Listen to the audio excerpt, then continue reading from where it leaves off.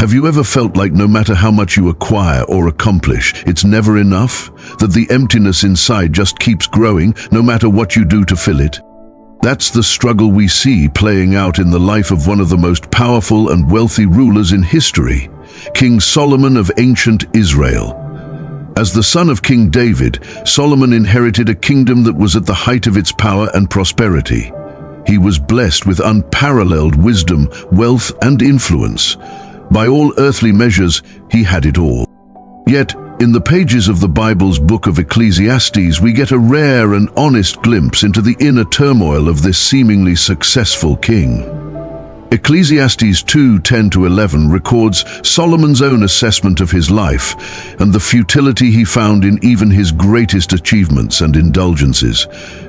It's a passage that exposes the dark underbelly of the pursuit of pleasure and materialism and holds powerful lessons for our own lives today. Join me as we take a deep dive into this passage and unpack the haunting confessions of a man who had it all, yet found his soul still yearning for something more. As we explore Solomon's struggles, I believe we'll find profound insights about the true source of meaning and fulfillment in our lives. Let's start by reading the key verses from Ecclesiastes 2. I denied myself nothing my eyes desired. I refused my heart no pleasure. My heart took delight in all my labor, and this was the reward for all my toil. Yet when I surveyed all that my hands had done, and what I had toiled to achieve, everything was meaningless, a chasing after the wind. Nothing was gained under the sun. Can you imagine having the resources and freedom to pursue absolutely any pleasure or indulgence your heart desired? That was the reality for King Solomon. As the ruler of a wealthy and powerful nation, he had access to virtually unlimited wealth, influence, and sensual delight. Yet in these verses we see Solomon grappling with the profound emptiness he felt, even after amassing all of these earthly treasures and experiences. Despite indulging in every pleasure, he found that nothing could truly satisfy the longings of his heart. All of his incredible achievements, all of the fruits of his tireless labor, in the end, he saw them as meaningless and chasing after the wind. This is a remarkably honest and vulnerable confession from someone who, by all accounts, had reached the pinnacle of human success and fulfillment. But Solomon recognized that true meaning and lasting satisfaction eluded him, no matter how much he accumulated or enjoyed. To better understand the depth of Solomon's struggle, let's unpack the specific phrases he uses here. First, he says, I denied myself nothing my eyes desired. This speaks to the unbridled indulgence and excess that characterized his lifestyle.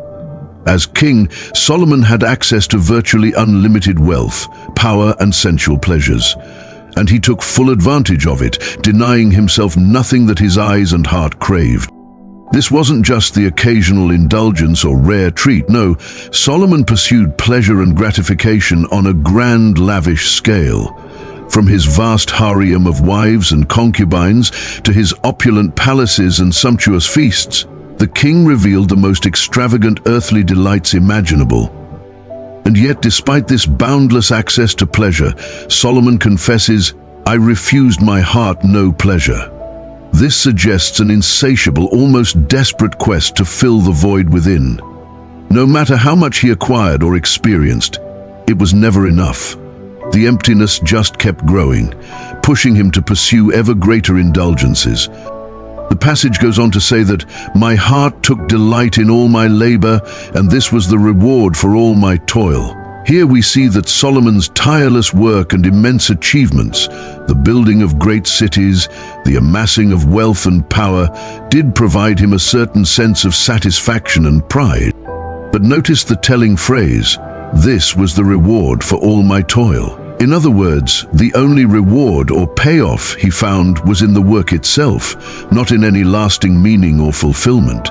The pleasure was fleeting, like a fragile bubble that burst as soon as the work was done. The language here is quite poignant. Solomon describes his great works and accomplishments as the reward for his toil. But rewards, by definition, are temporary. They come and go. True, lasting fulfillment would involve finding meaning and purpose that transcends the here and now.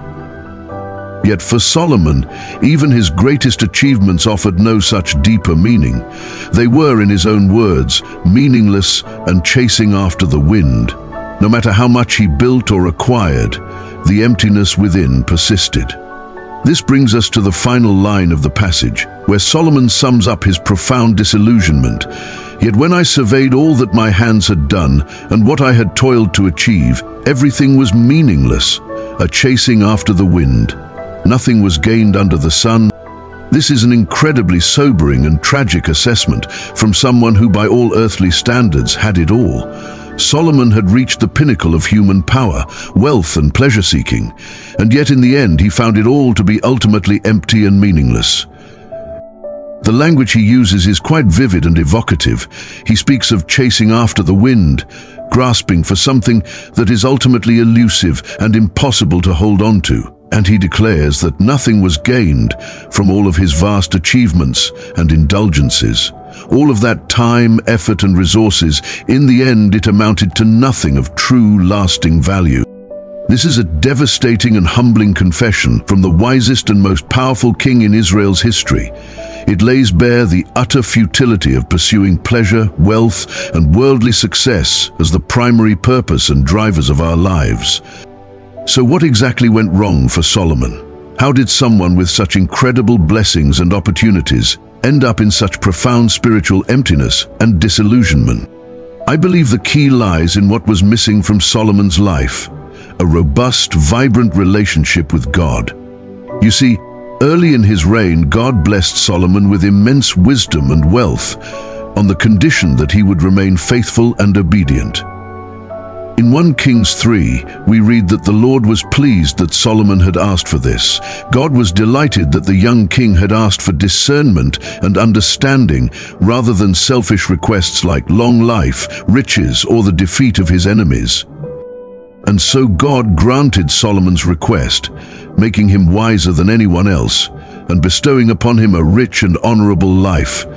The stage was set for Solomon to use his God-given gifts and resources to lead Israel into a golden age of prosperity and righteousness. But as the years passed, something tragic happened. Solomon allowed his heart to be drawn away from the Lord and towards the pursuit of pleasure, power, and wealth. The book of 1 Kings recounts how Solomon's wives led him astray. As Solomon grew old, his wives turned his heart after other gods, and his heart was not fully devoted to the Lord his God. Instead of using his wisdom and resources to honor God and serve his people, Solomon indulged in extravagant luxury, accumulated hundreds of foreign wives, and even built shrines to pagan deities. In short, he allowed his earthly appetites and ambitions to eclipse his devotion to the Lord. And as we see in the book of Ecclesiastes, this had devastating spiritual consequences. Despite his outward trappings of success, Solomon's soul was left yearning for meaning and fulfillment that the material world could never provide. All of his accomplishments and pleasures proved to be meaningless and chasing after the wind. You see, Solomon had lost sight of the true source of wisdom, fulfillment, and lasting joy: his relationship with the living God. Instead of finding his identity and purpose in serving the Lord, he had become consumed by the pursuit of earthly power, wealth, and carnal delights. And this is the tragic irony at the heart of Solomon's story. As the wisest man who ever lived, he should have known better. He had been given unparalleled insight into the ways of God, yet he allowed his heart to be led astray. The man who could discern the true nature of reality and wisdom itself ultimately succumbed to the allure of temporary, fleeting pleasures. In the end, Solomon's confessions in Ecclesiastes reveal the painful truth that he had traded the eternal for the temporal, the spiritual for the carnal. All of his great achievements and indulgences amounted to nothing in the face of the emptiness that consumed his soul. So what are the key lessons we can draw from Solomon's tragic journey? I believe there are at least 3 powerful truths we must wrestle with. 1. The danger of prioritizing earthly pursuits over spiritual fulfillment. Solomon's life is a stark warning about the perils of making the accumulation of wealth, power, and sensual pleasures the primary aims of our lives. No matter how much we acquire or experience, if we neglect our relationship with God, we will ultimately find that it fails to satisfy the deepest longings of our hearts. As Solomon himself acknowledged, everything was meaningless, chasing after the wind. All of his vast achievements and indulgences proved to be nothing more than fleeting bubbles, beautiful, but ultimately ephemeral and unsatisfying. The truth is, our souls were created to find their ultimate fulfillment in knowing and worshiping the living God. When we try to substitute that with earthly substitutes, we end up in a spiritual wilderness of isolation and emptiness, just as Solomon did. 2. The insufficiency of material wealth and pleasure.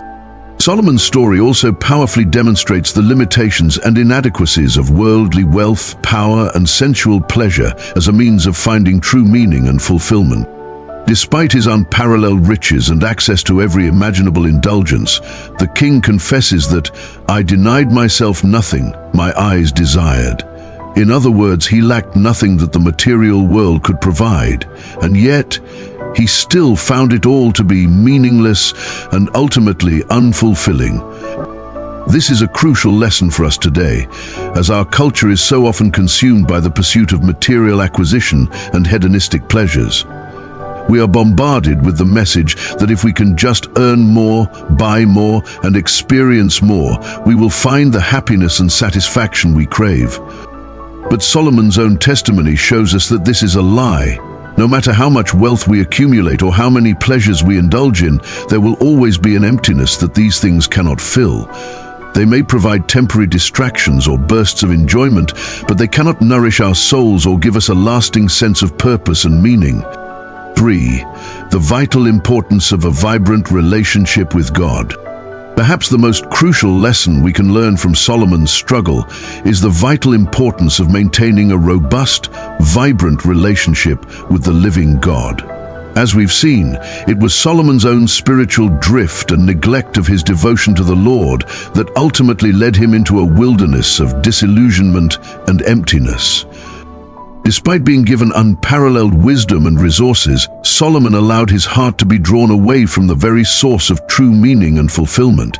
Instead of using his gifts to honor and serve God, he squandered them in the pursuit of selfish pleasures and earthly ambitions. And the tragic result was a profound spiritual void that no material wealth or sensual indulgence could ever fill. All of Solomon's great works and achievements proved to be meaningless in the absence of a deep, abiding relationship with the Lord. This should serve as a powerful warning to us. No matter how much we accomplish or acquire in this life, if we neglect our walk with God, we will find that it all ultimately amounts to nothing. Our souls will remain parched and unsatisfied, yearning for the living water that only God can provide. So how do we avoid falling into the same trap that ensnared King Solomon?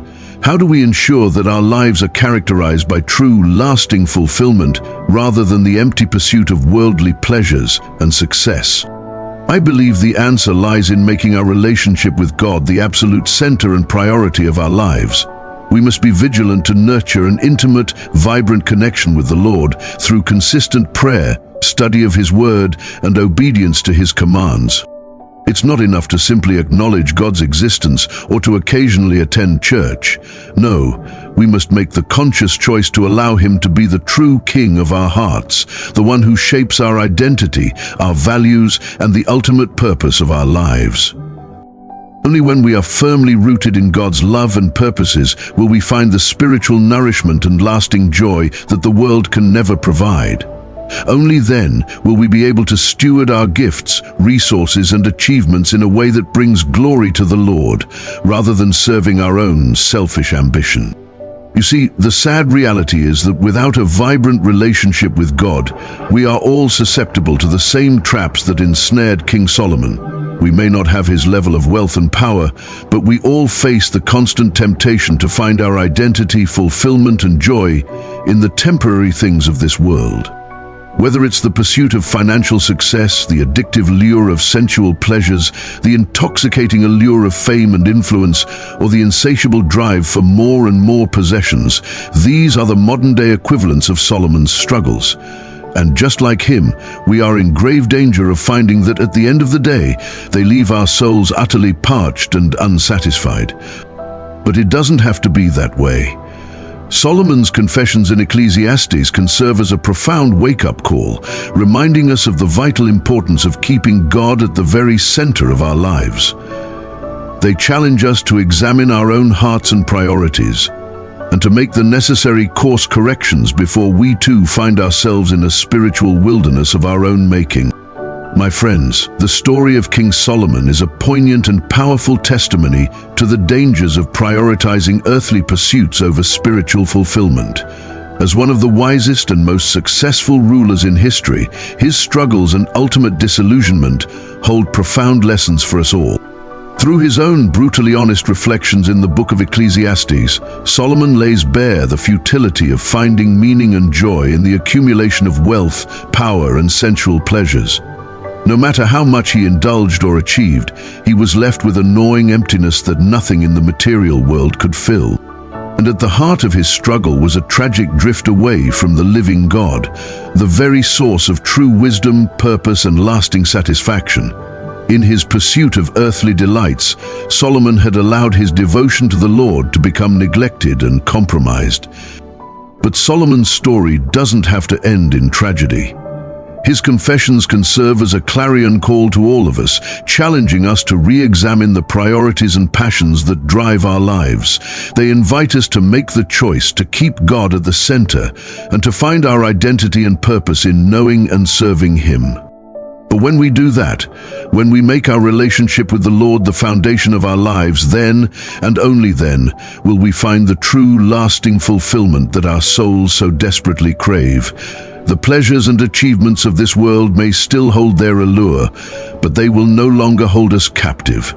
Instead, we will be free to steward them in a way that brings glory to God and blessing to others. So let us heed the lessons of King Solomon. Let us resist the siren song of materialism and hedonism, and instead anchor our lives in the unchanging love and purposes of our Heavenly Father. For in Him alone can we find the spiritual nourishment and joy that will truly satisfy the deepest longings of our hearts. If this message stirred something in you, take a moment to comment below with the word reflect, and share how Solomon's words speak to your journey. Don't forget to like, subscribe, and share this video with someone who might be chasing the wrong things, but is ready to come home to God. Until next time, stay grounded, stay hopeful, and keep seeking truth.